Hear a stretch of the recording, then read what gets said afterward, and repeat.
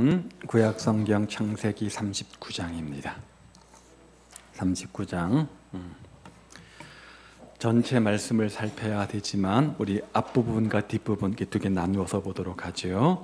먼저 39장 1절부터 3절까지 말씀을 먼저 우리가 합독해서 읽도록 하겠습니다. 함께 마음을 합해서. 요셉이 이끌려 애굽에 내려가매 바로의 신하 체니 대장 애굽 사람 보디발이 그를 그리로 데려간 이스마엘 사람의 손에서 요셉을 사니라.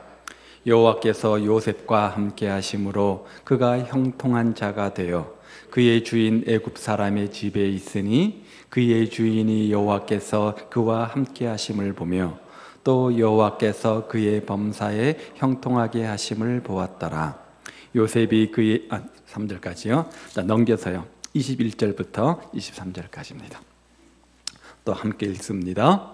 여호와께서 요셉과 함께 하시고 은혜를 받게 하심에 간수장이 옥중 죄수를 다 요셉의 손에 맡김으로 그 재반 사물을 요셉이 처리하고 간수장은 그의 손에 맡긴 것을 무엇이든지 살펴보지 아니하였으니 이는 여호와께서 요셉과 그를 범사에 형통하게 하셨더라. 아멘. 성공하는 사람들의 7가지 습관이란 책이 있지요. 미국의 유명한 경영 컨설턴트인 스티븐 코비 박사가 쓴 일종의 성공 원리서입니다. 어떻게 하면 직장 생활, 사회 생활에서 성공할 수 있을까라고 하는 내용들을 잘 설명하고 있는데요. 미국의 200명의 성공한 사람들을 쭉 분석해 보았더니 200명의 사람이 공통적으로 가지고 있는 7가지 습관이 있다는 겁니다. 따라서 당신도 성공하는 자가 되기 원한다면 이 7가지 습관을 습관화하십시오. 이런 내용이죠. 그런데 이 책이 그렇게 인기가 있는 단순한 이유 중 하나는 성공이라고 하는 이슈를 다루었기 때문이 아닌가 싶습니다. 성공이란 주제 자체가 우리 모든 사람들에게 매력을 주는 그런 주제이기 때문이죠. 그렇기 때문에 비단 이 책뿐만 아니라 성공이라고 하는 주제를 다룬 책들은 대부분 인기를 얻는 것을 보죠. 어린 중학생 나이에 미국으로 건너가서 많은 고생을 한 다음에 열심히 공부해가지고 유명한 하버드 대학에 입학을 했다든지 말단 사원으로 대기업에 취직해서 여러 가지 우여곡절 끝에 열심히 최선을 다해서 한국 최고 재벌기업 사장까지 되었다든지 그런 남의 성공적 이야기를 다루면 그 책은 누구에게나 관심을 끌기 마련입니다. 왜 그렇습니까? 성공은 우리 모두의 공통 관심사이기 때문에 그런 거죠. 오늘 본문은 요셉의 성공 이야기를 우리에게 다루어 줍니다. 요셉의 인생 가운데서 가장 어려운 시기가 언제였느냐? 오늘 본문에 등장하는 39장입니다. 애굽의 시대장 보디발의 집에서 종살이 할 때와 보디발의 아내의 유혹을 피했는데 잘한 일인데 유혹을 밀리쳤는데 당했던 옥살이, 그 내용을 다루고 있는 이 본문입니다. 자, 그런데 오늘 본문에서 가장 중요한 단어는 아이러니하게도 형통입니다. 가장 어렵고 힘든 상황 속에 처해 있는 요셉을 가리켜서 형통했다 이렇게 말하고 있는 거죠. 2절에 보시면요, 그가 형통한 자가 되어, 또요 3절도요 그의 범사에 형통케 하심을 보았다. 23절은요 그의 범사에 형통케 하셨더라. 형통이란 단어가 반복해서 등장하는 것을 보는데, 형통이란 말을 다른 말로 번역하면 영어 성경 success, 성공이란 말로 번역할 수 있습니다. 요셉이 형통했다는 말은 요셉이 성공한 인생을 살았다, 그런 의미로 우리가 재해석할 수 있는 거죠. 우리는 보통 어떤 분야에서 탁월한 업적을 세웠거나 다른 사람보다 높은 자리에 있게 되어지면 그 사람을 가리켜서 성공했다, 성공한 인생이다 이렇게 말하죠. 그러나 우리 주변에 보면 사회적으로는 성공했지만 가정적으로 실패한 사람들을 얼마든지 볼 수 있습니다. 또 어떤 사람은 사회적인 성공을 했지만 다른 사람들과의 관계에서, 대인관계 속에서 매우 어려움을 겪는 분도 있는 것을 봅니다. 또 사회적으로 성공은 했지만 신앙적 면에서는 철저히 실패 속에서 살아가는 사람도 있는 것을 봅니다.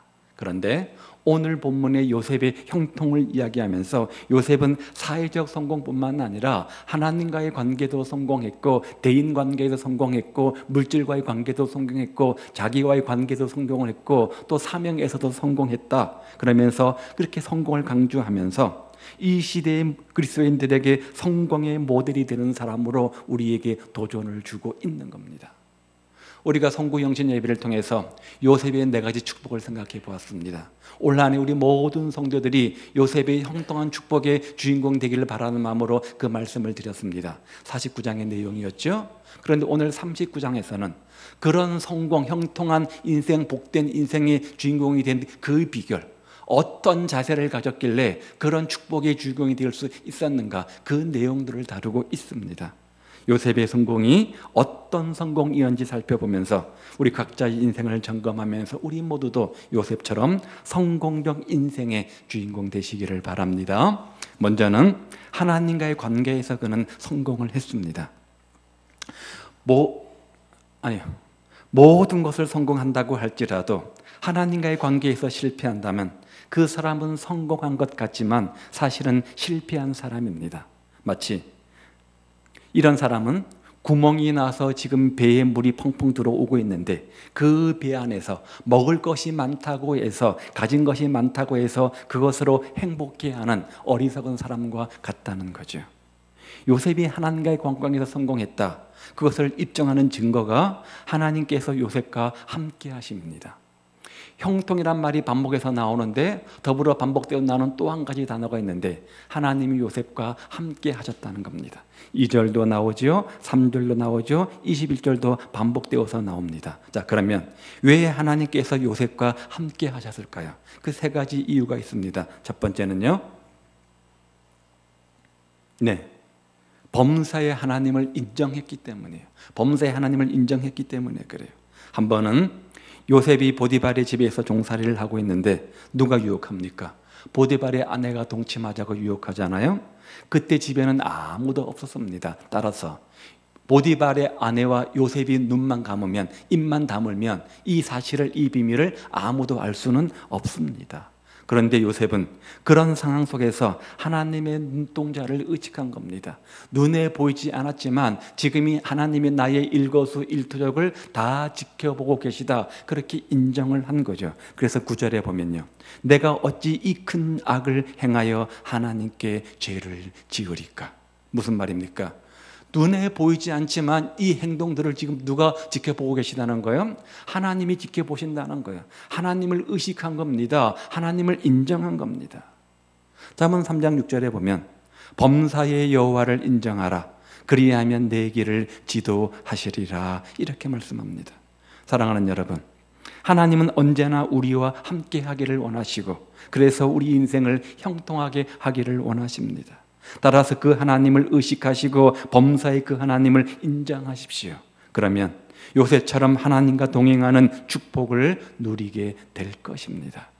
또 한 가지, 두 번째 이유는 요셉이 무엇보다도 하나님의 뜻을 우선시했기 때문입니다. 자, 요셉이 형들의 시기로 인해서 지금 자기가 노예가 되어서 상인들에게 팔려갔죠. 그런데 그것까지도 다 하나님의 섭리, 하나님의 뜻이 있다는 것을 그런 믿음으로 믿었습니다.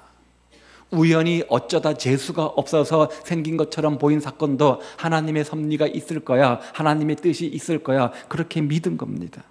그 사실을 믿었기 때문에 나중에 형들을 만났을 때 어떻게 했어요? 네가 나한테 그럴 수 있느냐, 원망하고 불평하고 복수를 한 것이 아니고 원수를 갚지 않았잖아요.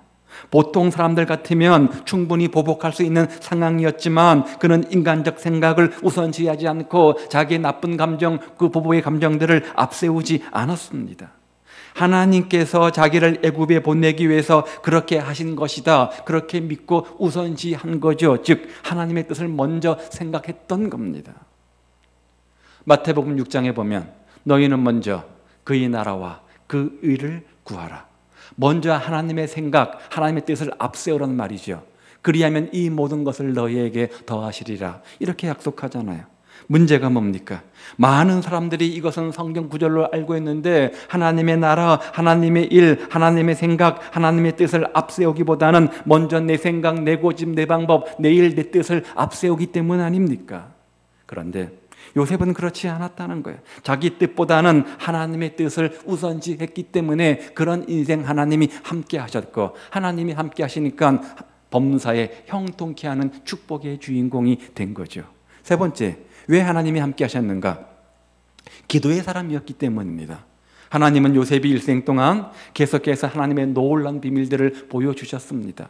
여러 사람들이 꿈을 꾸고 그 꿈꾼 것들을 해석하지 못하지 않았습니까? 어려울 때 요셉은 누구도 모르는 비밀들을 알아내고 해몽을 해주고 또 그대로 이루어진 일들이 여러 번 있었습니다. 그렇다면 그 비결이 무엇입니까? 어떻게 남들이 해내지 못하는 일, 크고 비밀한 일들을 요셉은 알 수 있었던 겁니까? 예레미야 33장은 이렇게 말하죠. 너희는 내게 부르짖으라 내가 내게 응답하겠고 그리하면 크고 비밀한 일들을 내게 보이리라. 뭐였습니까? 크고 비밀한 일들을 아는 비결이 뭐였습니까? 기도였습니다. 우리가 기도할 때 내가 알지 못해서 근심하고 걱정하고 두려워하는 삶의 문제, 크고 비밀한 일들을 보여주시겠다는 겁니다.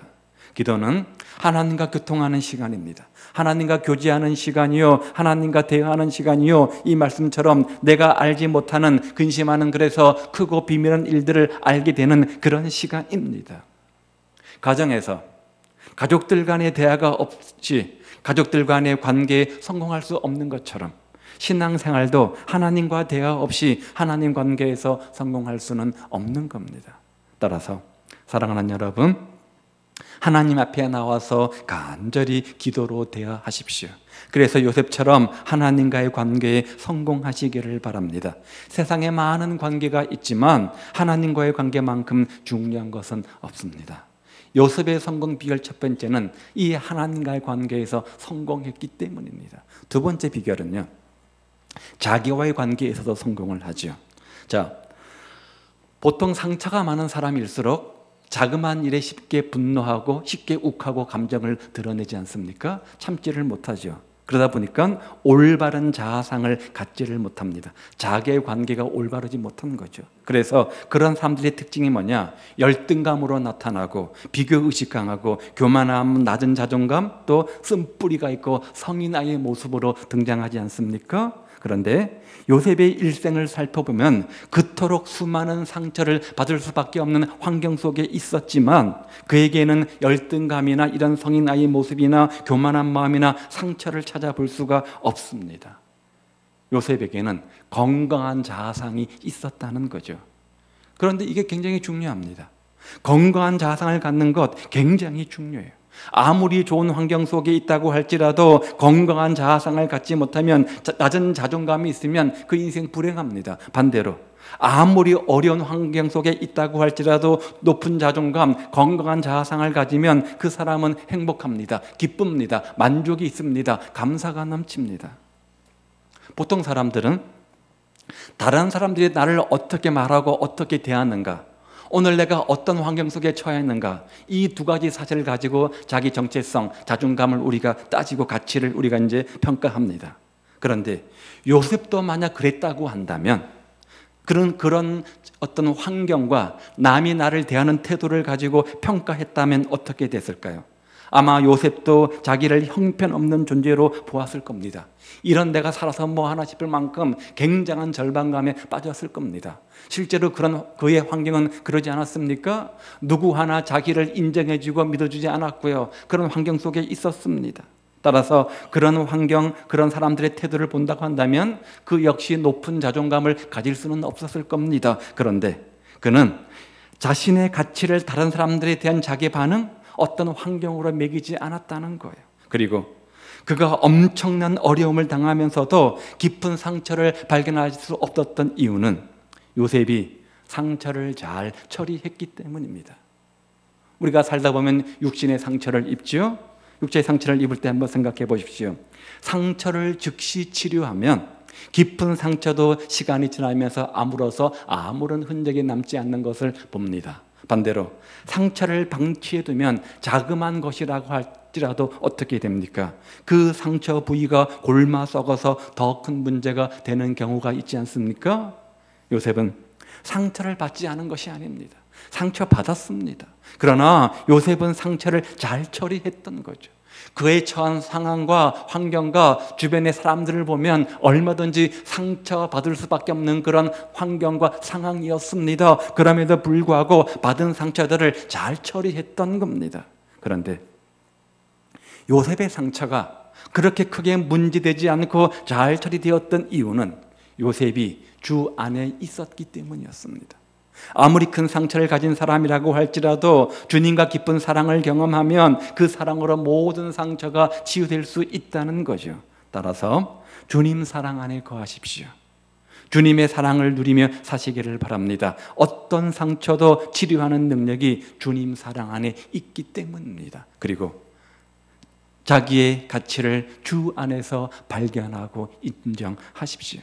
내가 가진 능력, 어떤 환경이 나를 판단하는 기준이 아닙니다. 내가 가진 인간적 장점들이 나를 판단하는 기준 아닙니다. 나는 하나님 앞에서 가치 있는 존재입니다. 나 같은 죄인을 구원하시기 위해서 하나님께서 독생자 예수님을 보내셔서 생명 주시고 구원해 주셨습니다. 그렇게 하나님 보시기에 가치 있고 의미 있고 소중한 하나님의 자녀 아닙니까? 하나님 안에서 올바른 자아상을 가지십시오. 그럴 때 요셉처럼 형통한 인생의 주인공이 되는 겁니다. 세 번째 비밀은요, 세 번째 요소는 타인과의 관계에서 성공입니다. 물론 대인관계를 잘 갖는다고 해서 그 인생 가운데 모든 사람들 가운데 인정받고 칭찬받고 사랑받는 것은 아닙니다. 요셉도 보십시오. 특히 요셉을 가장 미워했던 사람이 누굽니까? 누구예요? 요셉의 형들이잖아요. 내 주변에서 나를 가장 많이 이해해주고 가장 많이 위로해주고 도와줘야 될 대상이 바로 형들 가족 아닙니까? 그런데 가장 많은 시기와 질투와 미움을 받았습니다. 좋은 대인관계를 갖는다고 해서 모든 것이 다 좋은 것은 아니라는 거죠. 요셉에게도 자기를 미워하는 사람들이 있었지만 성경은 요셉을 향해서 대인관계에 성공한 사람이다 이렇게 말합니다. 때로 우리가 인간관계를 갖다 보면 가까이 해야 될 사람이 있습니다. 멀리 해야 될 사람도 있습니다. 가까이 하는데도 아주 가까이 해야 될 사람이 있는가 하면 조금만 가까이 해야 될 사람도 있습니다. 그런가 하면 멀리 해야 될 사람도 있습니다. 아주 멀리 해야 될 사람도 있고 조금 거리를 두어야 될 사람도 있습니다. 내 신앙과 인격의 성숙을 위해서 그런 거죠. 가까이 해야 될 사람들을 멀리 하는 것도 문제죠.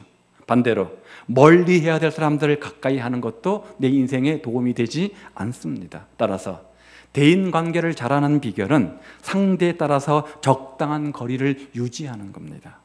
자, 보디발의 아내는 요셉이 하나님 보시기에 형통한 사람이 되기 위해서 가까이 해야 될 대상입니까? 멀리 해야 될 대상입니까?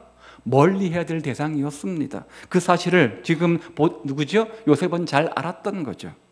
어느 날 그녀가 유혹합니다. 뭐 하자고요? 동침하자고.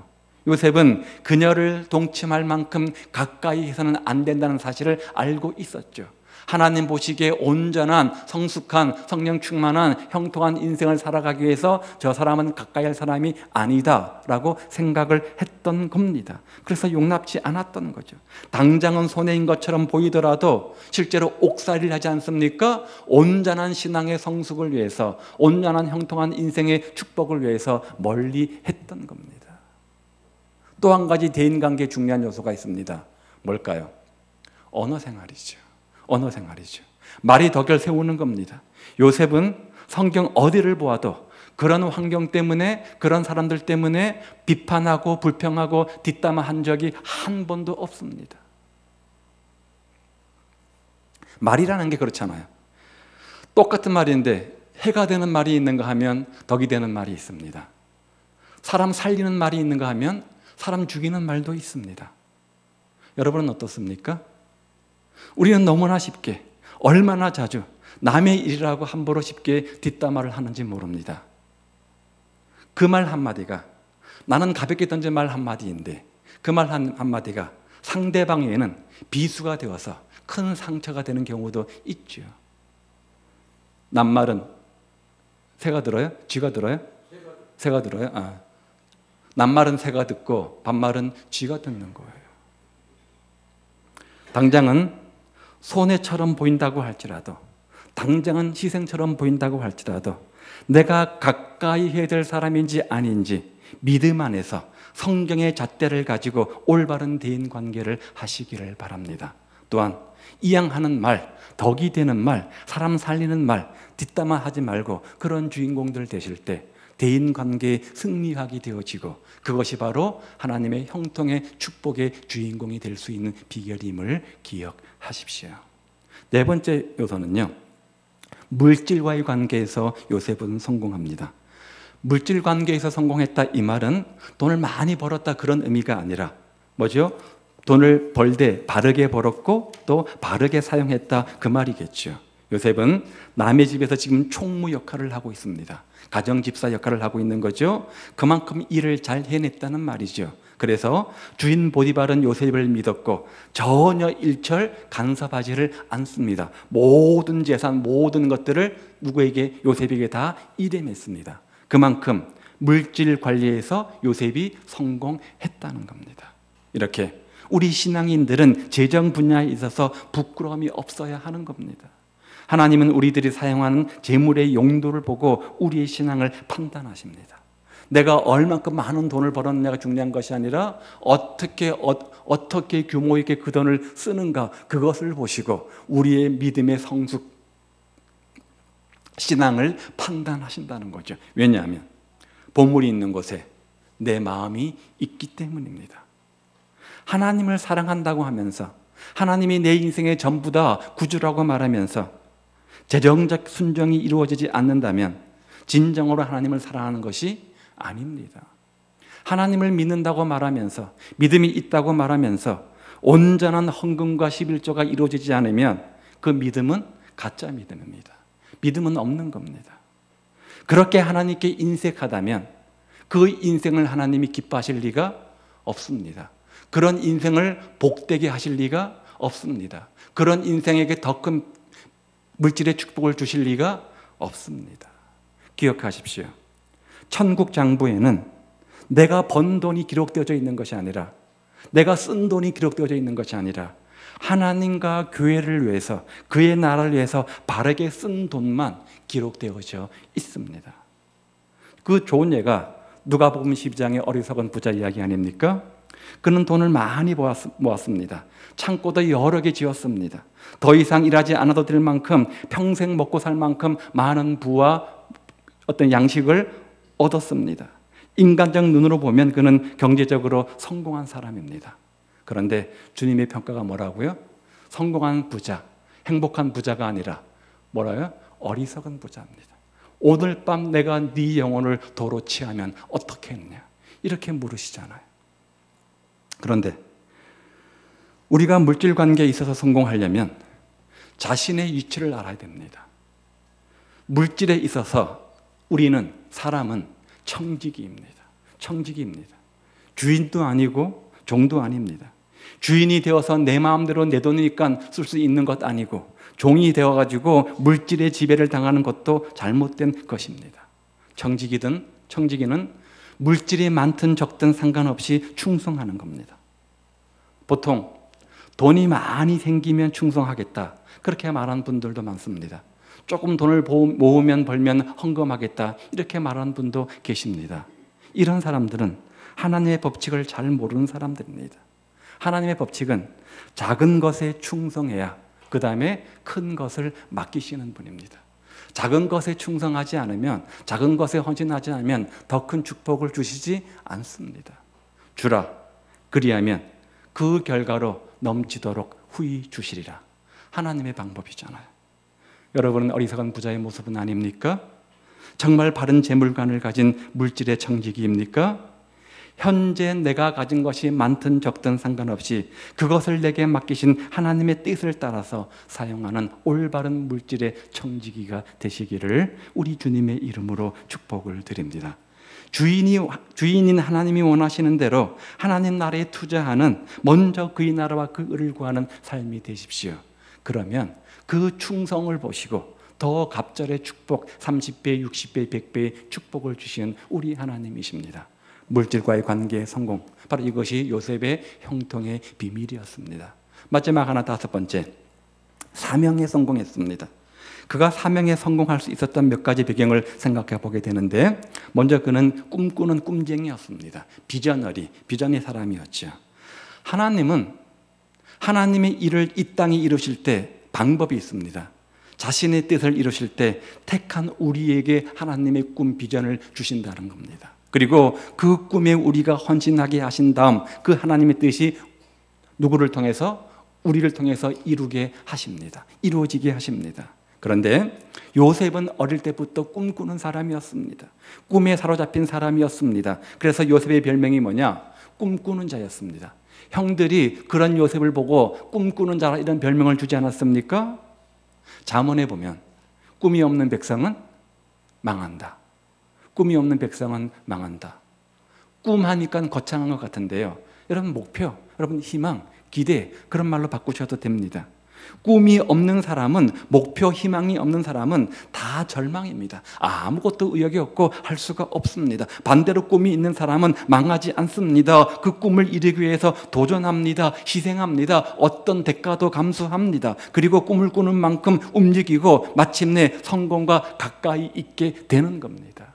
그런데 요셉은 분명한 사명과 꿈이 있는 사람이었습니다. 오늘 하나님이 여러분 각자에게 올 한 해 주신 꿈이 무엇입니까? 이루고자 하는 소망이 무엇입니까? 그 꿈을 꾸십시오. 그 비전을 기대하십시오. 두 번째는, 그래서 꿈이 있었기 때문에 요셉은 어떤 고난 중에도 낭망하지 않았다는 거예요. 13년 동안이나 고난의 세월을 보냈습니다. 몇 년이라고요? 13일이 아닙니다. 13년입니다. 꿈을 꾼 다음에 그 꿈이 이루어지기까지 13년이란 어마어마한 시간이 필요로 했습니다. 요셉이 당했던 고난들을 한번 정리해보면, 먼저 웅덩이 고난이 있죠. 형들이 요셉을 미워해서 웅덩이에 박지 않습니까? 그렇지만 하나님은 요셉을 건져내시고 형통케 해 주셨습니다. 또 그 다음에 종살이 고난이 있었습니다. 형들이 요셉을 애국으로 팔아먹었지만 하나님은 요셉을 또 구원하셔서 형통케 하셨습니다. 또요, 옥살이 고난도 있었습니다. 보디발 아내 때문에 억울한 누명을 쓰고 옥에 갇혔습니다. 감옥에 있는 것 얼마나 힘든 겁니까? 발은 착고에 묶이고 온몸은 쇠사슬에 다 매여 있었습니다. 얼마나 고통스러웠겠습니까? 자업자득이라고 하는데 요셉이 느끼기에는 별로 그런 것도 없잖아요. 그저 의롭게 꿈을 이루기 위해서 살다 보니까 당한 고난이었습니다. 하지만 이것은 인생 여정 속에서의 하나의 과정일 뿐, 그래서 원망하지도 않고 불평하지도 않고 낭망하지도 않고, 그래서 마침내 그 고난을 딛고 일어서서 형통한 인생 축복의 주인공이 되지 않습니까? 따라서 지금 내가 어려운 상황 속에 처해 있다고 해서 내 인생 실패한 거다, 그렇게 말씀하지 말라는 거예요. 우리 중에도 고난 중에 있는 분이 계실 것입니다. 그럴 때 요셉을 기억하십시오. 그런 요셉을 가리켜서 형통한 인생이라 이렇게 말하잖아요. 따라서 힘을 내시고 믿음으로 하나님 주시는 비전을 바라보시고 고난 중에도 대가를 지불하시고 끝까지 승리하시기를 바랍니다. 요셉의 고난이 이제 됐다까지, 하나님께서 이제 됐다라고 하실 때까지인 것처럼 여러분의 고난도 언젠가는 됐다라고 끝이 날 때가 있을 겁니다. 결코 환경 때문에 낭망하지 마십시오. 세 번째 비결은 언제나 성실했습니다. 꿈이 있으니까 그랬겠죠. 신앙생활을 하면서 하나님의 일을 한다는 핑계로 예배드리고 전도하고 기도한다는 이유로 자기가 마땅히 해야 할 일에 불성실한 사람들이 있는 것을 봅니다. 학생으로서, 직장인으로서, 가정주부로서 이러겠죠. 그런 사람들은 절대 큰일을 할 수 없다는 거예요. 하나님의 영적인 일도 중요하지만 세상에서의 육적인 일도 그만큼 중요한 겁니다. 예수를 믿는 사람들은 자기의 일에, 학생은 학생의 공부하는 본분, 직장은 직장의 본분, 가정주부는 가정주부의 본분, 그 일에 우리가 기도하는 것만큼, 예배하는 것만큼 성실해야 됩니다. 다니엘을 보십시오. 국사에 있어서 적들이 흠을 잡을 수 없을 정도로 성실한 사람 아닙니까? 물론 하나님은 그의 믿음을 기뻐하셨지만 그의 성실함을 보고 쓰신 겁니다. 우리들도 마찬가지죠. 세상은 믿음 하나만 가지고 사는 것이 아닙니다. 믿음이 가장 중요하고 기본적이지만 믿음이 전제된 상태 속에서 내게 맡겨진 일들을 성실함으로 감당해내야 되는 거죠. 혹 배움이 적어도 성실한 사람은 성공의 길을 걷게 된다는 사실을 기억하시기를 바랍니다. 이렇게 요셉은 사명에 있어서 성공한 사람이었습니다. 이것들이 하나하나 모아져서 요셉이 형통한 인생이 되었고 축복의 주인공이 되었던 거죠. 자, 오늘 우리는 요셉의 성공 비결들을 살펴보았습니다. 하나님과 관계에서 성공했죠. 자신과의 관계에서 성공했습니다. 또 대인 관계와 물질 관계와 사명에서 성공한 인생이었습니다. 오늘 우리도 요셉처럼 하나님 보시기에 형통하고 성공한 삶이 되기 위해서 이런 것들이 필요한데, 그렇다면 지금 나에게 가장 약한 부분은 어떤 것들이 있는지 살펴보시고 그 약한 부분들을 보완 수정하고 더 성장시키기 위해서 올 한 해 힘쓰는 여러분 삶이 되시기를 주님의 이름으로 축복을 드립니다. 그런데 많은 관계 속에서 가장 중요한 성공의 키는 역시 뭡니까? 하나님과의 관계입니다. 하나님과 관계가 잘 된 사람은 자기를 가치 있는 존재로 보게 될 것이고, 하나님과 관계가 잘 되면 물질도 하나님 뜻을 따라서 벌고 주를 위해서 쓰게 될 것이고, 하나님 관계가 잘 되면 자신의 비전이 확실해지고 그 비전에 합당한 대가를 치르고 성실하게 감당하며 살게 될 겁니다.